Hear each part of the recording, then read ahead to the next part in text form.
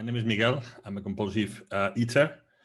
And for the last 2 years, I've been weighing and measuring my food every day, committing it to my sponsor and not eating anything in between, no matter what, and making abstinence my priority in my life. And I'm super happy to be talking to you today here. I don't come to this meeting very often because it collides with another thing I have with another charity I work with, and it's always this same time. But I told them today, I was asked to talk here, and I love to talk here. It's a big responsibility knowing that there's lots of new people here today, so that's always a bit more. It's a bit more responsibility. But I'm just gonna try to tell you a bit about my story and to share with you some thoughts I've been having lately regarding my abstinence. And as I said before, I've been a bit over 2 years abstinent in GreySheet. I got here, I don't know, through whether it's a higher power or whatever. It's probably the higher power who brought me here and then into the program, and it really changed my life. I was in a very, very bad place where I was 2 years ago, and thank God it has improved. I've managed to turn my life completely in many, many ways. The first one, of course, is my food and my eating habits, and that's what's allowed me to, recovering my health and being able to have like a healthy lifestyle again and have energy and being able to basically look at things in life or things life brought me in a completely different way. But I've been talking to some fellow members lately a lot about addiction and what it means to be an addict. And because I realized, even though I got to GreySheet a bit more than 2 years ago, it was a year before that when I actually realized that my problem with food was an addiction problem. It was, I told the story sometimes to some of you, so excuse me if you heard it before, but I got to realize the realization of that my problem with food was an addiction by being close to someone who is an alcoholic and realizing that the same behaviors and triggers that this person had with alcohol was the same way I was feeling about food. And I live in Spain, which is a country where after football, our second religion is food. So everything in this part of the world happens around a table with loads of food on it.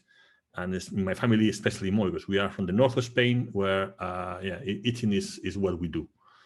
I tell you this thing sometimes when I was little, and we used to have like these big family lunches on Saturday, and we meet with friends and family. We probably sit down on the table at 1 p.m. for lunch, and we will end eating.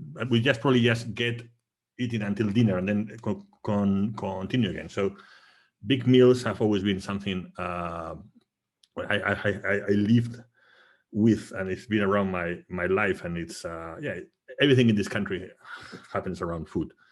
So so it was quite difficult to actually think of food as an addiction, because also in Spain there's like a stigma with addiction. Nobody talks about that. Even with drug addiction or alcohol addiction, it's like everything is like hush hush. Nobody it's difficult to bring it out in the open. So it was something that really never happened.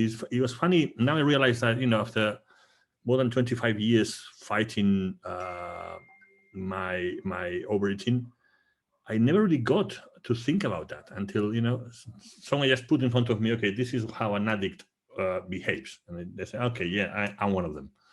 And so I realized that, and once I realized that, it was there was started to start the change in my life. Okay, then I realized, okay, now I'm an addict.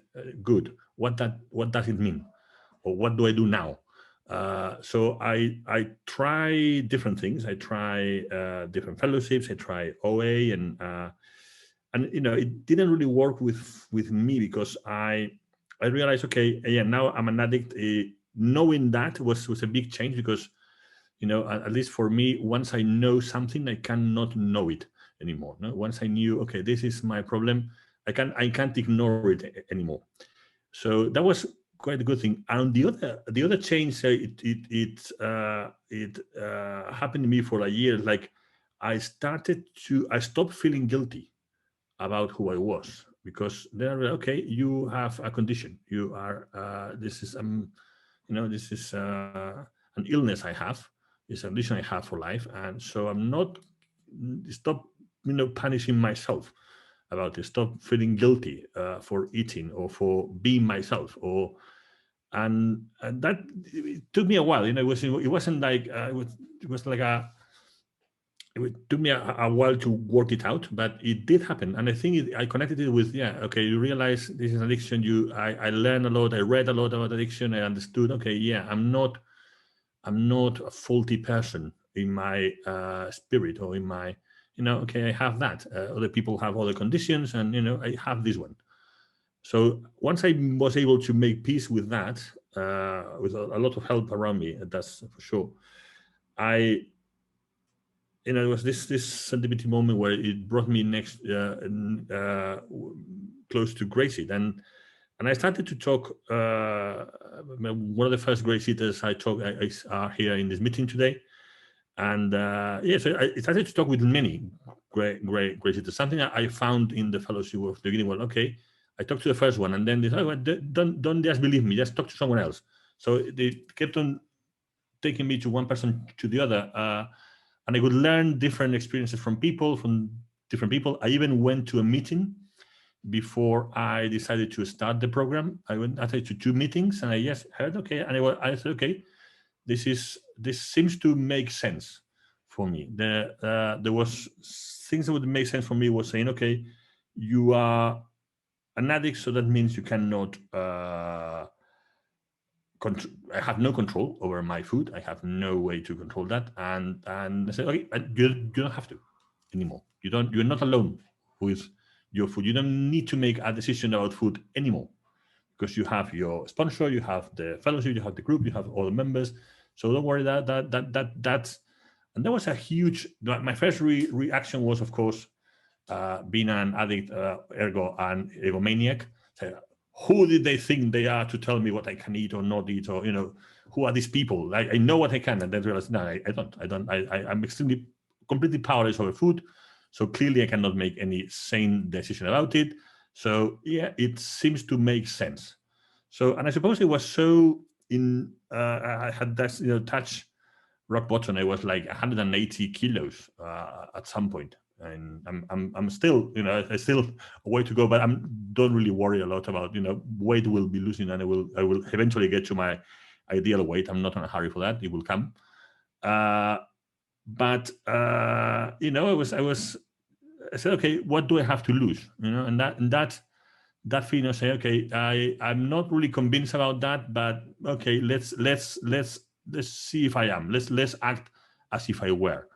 And so I connected a lot with that thought of, okay, you don't need to make decisions about food anymore. You have your sponsor to take decisions with and to hold your hand and drive you that. And you have the rest of the fellowship to support you whenever you need. And I do. It's actually a system that works. So that was without one thing. And the other thing was that it was a very, very strict program. I didn't have to think anymore. I say, okay, this is what you have to eat. And this is very, very clear. There's no room for interpretation. This is what we eat and how we eat it. Full stop. You don't have to think about it anymore. It's here. You just have to choose your ingredients within this list, make your food plan, commit it to someone, and go ahead. Don't forget about that. Don't think about food anymore. Actually, what happened to me is that I realized I was thinking about food more than ever in my life. When I started in GreySheeters, suddenly I was thinking about food all the time, but in a completely different way. Because before that, food was, I didn't program my food. I would just go and eat whatever I felt.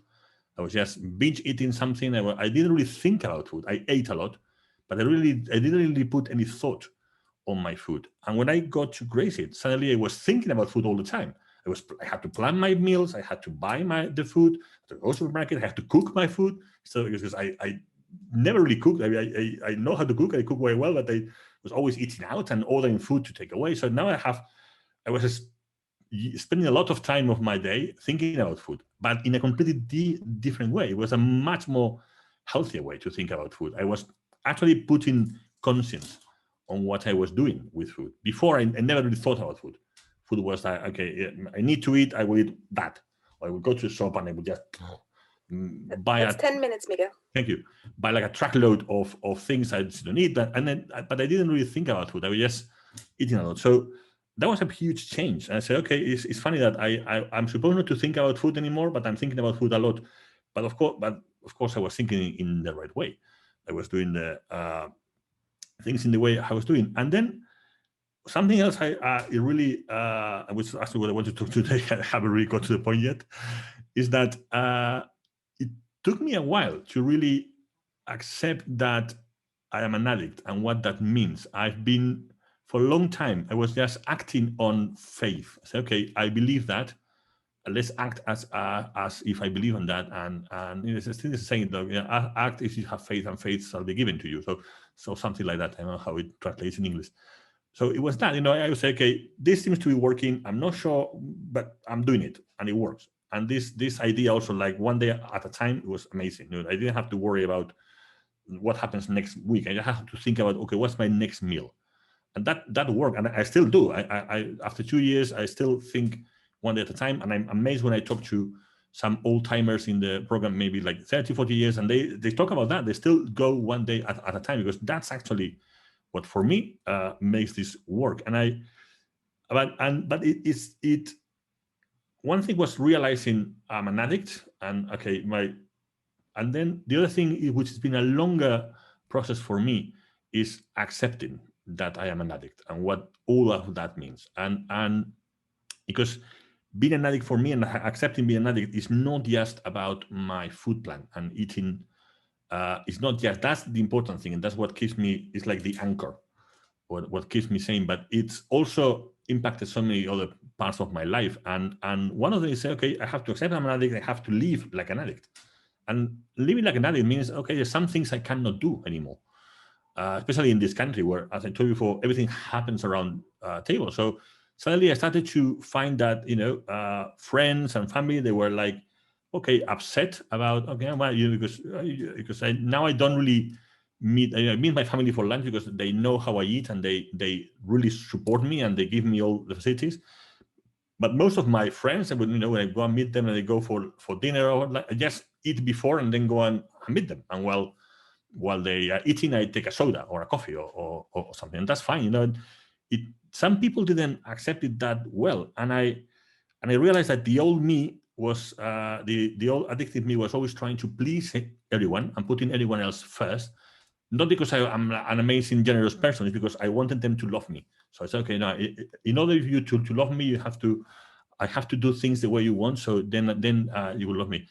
I don't care about that anymore, to be honest. I probably have lost contact with some people. I'm even more selective now with the people and the things I have around, because I need to live the life of an addict. And that doesn't mean I cannot do. I have to do a lot of things. I do amazing things, and things I didn't do before. I can do now. But what I realized, I cannot try to fight this disease and do the same things or have the same behaviors I had before. Something needs to change. Not only the way I eat, also the way I relate with people, relate with my surroundings, relate in my work, in everything, my relationships. And that took me a while to realize that. And I've been talking a lot about that and going back and forward with other fellow members about that. And yeah, it's true. It's something. It was probably a year ago. I would say, I was a bit scared of that. These kind of changes. Now I really embrace them, because they are the ones that keep me sane and healthy and focused. And that's sometimes you need to make, okay, there's some people, some things, some situations which were, I'm fighting food for me is toxic. Other things in my life were toxic also. And one thing is that I can find with, once I get rid of the toxic food, I'm able now to identify other toxic things.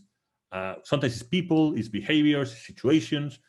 And part of the recovery, once I've mastered the food program is, okay, I have to master the other stuff. And that's what I'm working on now. And a lot thanks to all of you and all the people in this fellowship, which are a huge, huge support.